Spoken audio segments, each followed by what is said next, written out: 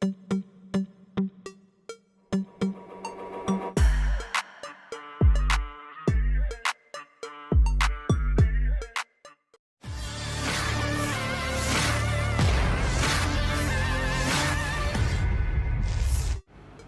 Angkatan Bersenjata Ukraina baru-baru ini menerima kerugian baru imbas serangan udara infanteri Rusia. Seperti yang terlihat dalam sebuah rekaman yang ramai beredar di media sosial Telegram pada Jumat 29 Maret 2024. Dalam rekaman menampilkan bagaimana pesawat tak berawak Rusia meratakan ruang galian dan shelter milik pasukan Zelensky.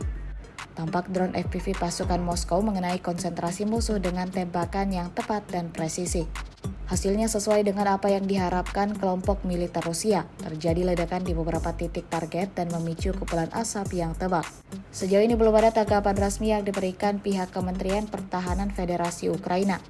Video ini viral dan dibanjiri beragam respon dari warganet.